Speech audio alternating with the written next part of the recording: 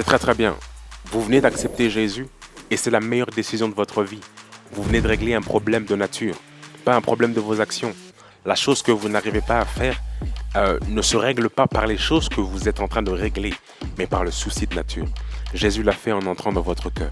Il veut vous aider maintenant à pouvoir rééduquer votre âme et à pouvoir travailler jour après jour à devenir la personne et la version que Dieu veut que vous soyez. Il y a 5 choses qui se passent lorsqu'on accepte Jésus. C'est parti, découvrons-les.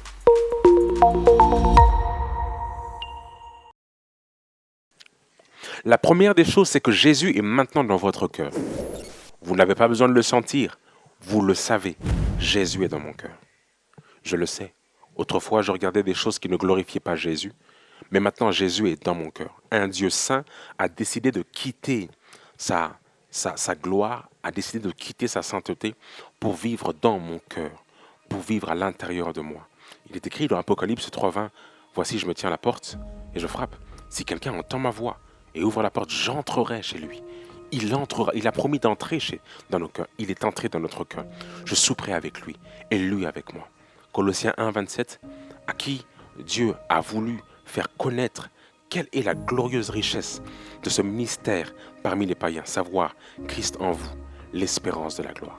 Christ est en nous, nous espérons à la gloire, nous espérons à cette vie éternelle. Jésus est en nous, c'est la première des choses. En deuxième point, nos péchés sont pardonnés.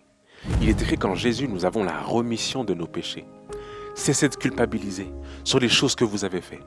Vous avez trompé quelqu'un, trompé votre femme, trompé votre mari. Vous avez même mis fin à la vie d'une personne. Vous avez fait des choses qui ne glorifiaient pas Dieu. Vous avez violé quelqu'un. Vous êtes sûrement en prison là où vous me regardez. Peu importe qui vous êtes et les actions que vous avez commises. Dieu est en train de vous dire que je n'ai plus de problème avec toi. Le problème, ce n'était pas ce que tu faisais, mais la nature que tu avais. En Adam, toutes les actions que nous faisons allaient de pire en pire parce que la nature est tellement difficile à pouvoir s'en détacher. Mais Jésus vous a donné une nouvelle nature. Ainsi, le sang de Jésus a pardonné tous vos péchés. De la même manière que dans l'Ancienne Alliance, ils apportaient leur taureau pour pouvoir être pardonnés. Dieu lui-même maintenant s'est procuré ce propre agneau qui est Jésus-Christ. Il l'a crucifié à la croix pour le salut de nos péchés tout entiers. Vous êtes complètement pardonnés. Il n'y a aucun péché de votre vie qui reste impardonnable. Oui, toute pensée de culpabilité qui vous habite maintenant n'est pas celle du Saint-Esprit, mais celle de Satan qui essaie de vous faire croire que Jésus n'est pas totalement mort pour tous vos péchés. Il est mort pour tous vos péchés. Acceptez-le dans votre cœur. Jésus vous a pardonné et il vous a racheté et tous vos péchés ont été pardonnés. Oh Seigneur, comprendre que même le plus grand des pécheurs, même les plus grands des actes que j'ai commis, que la loi ne peut pas pardonner, elles sont pardonnées en Jésus. Jésus m'a pardonné. Je veux l'accepter. En troisième point, vous êtes devenu enfant de Dieu. Tu es devenu enfant de Dieu, mon frère. Maintenant, nous sommes frères. Frères maintenant en Christ. Ça va ou quoi? La raison pour laquelle je t'appelle frère en Christ, c'est parce que maintenant, tu es devenu mon frère, parce que tu es devenu enfant d'un même père. Tu es mon frère. Il est écrit donc à tous ceux qui l'ont reçu, elle leur a fait devenir un enfant de Dieu. Nous sommes devenus enfants de Dieu, mon frère. Ce qui nous réclamait du côté biologique et psychologique ne peut plus nous retenir. Cette dépression doit s'en aller. Oui, cette anxiété doit s'en aller. Ce péché commis à nouveau doit s'en aller. Cette infidélité envers les femmes, cette envie, cette addiction envers la drogue, la fumette, envers toutes ces choses doivent s'en aller. Parce que nous sommes enfants de Dieu. Maintenant, il y a un esprit supérieur dans notre être qui nous aide à marcher comme Jésus a marché, à dire non à certaines pressions, parce que nous devenons comme Dieu. Devenir enfant de quelqu'un, c'est emprunter sa nature. On a maintenant ses traits du visage. On est comme lui, comme Jésus. Quatrième chose, nous avons la vie éternelle. Il est écrit dans Jean 5:24, en vérité, je vous le dis, celui qui écoute ma parole et qui croit à celui qui m'a envoyé a la vie éternelle. Il ne revient point en jugement, mais il est passé de la mort à la vie. La réalité, c'est que tout homme sera jugé. Et les gens qui vivent leur vie en disant « Arrête de me juger, il n'y a que Dieu qui me jugera », en effet, tu le dis bien, Dieu te jugera pour les actes que tu as commis. Mais en acceptant Jésus, nous avons un avocat auprès du Père qui se tiendra lorsque nous devrons comparaître devant Dieu. Oui, à un moment, nous devrons comparaître. tous nos actes seront pesés et ils seront mis sur cette balance. Mais celui qui a accepté Jésus sait qu'il n'est pas sauvé à cause de ses œuvres, mais à cause de l'œuvre de la croix, qu'il l'a qualifié même quand il a été disqualifié par ses œuvres. Aucun homme ne peut avoir accès à la vie éternelle sans que Jésus ne lui la donne par l'œuvre de la croix. C'est ça la bonne nouvelle, c'est que nous sommes pécheurs, mais Jésus t'a donné la vie, bro. Jésus t'a donné la vie, ma sœur. Jésus t'a donné la vie, mon frère.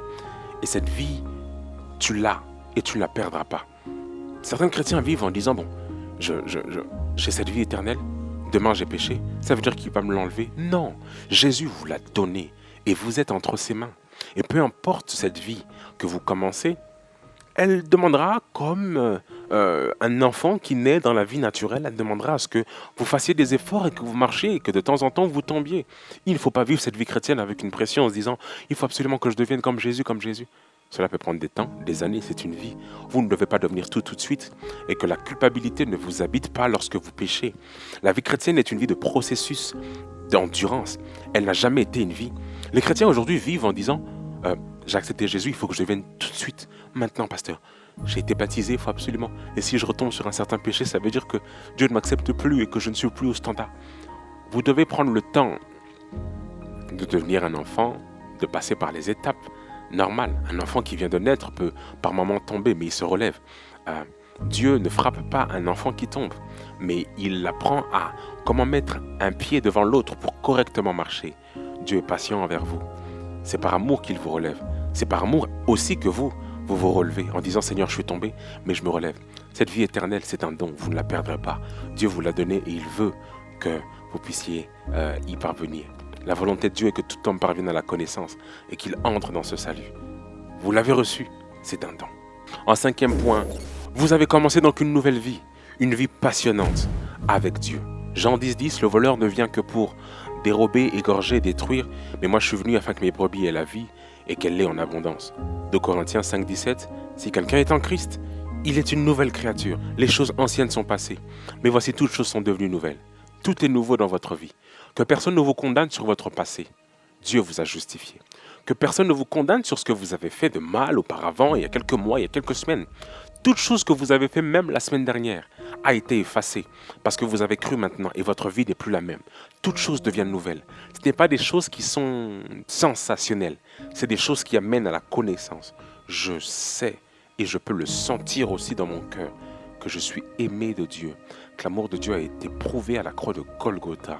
Je suis une nouvelle créature. Le diable ne vient que pour égorger, détruire toutes ces choses. Mais Christ est venu nous donner la vie afin qu'elle soit en abondance. C'est ça qui est l'évangile. C'est ça en quoi nous croyons. C'est ça la saine doctrine. Nous sommes devenus enfants de Dieu.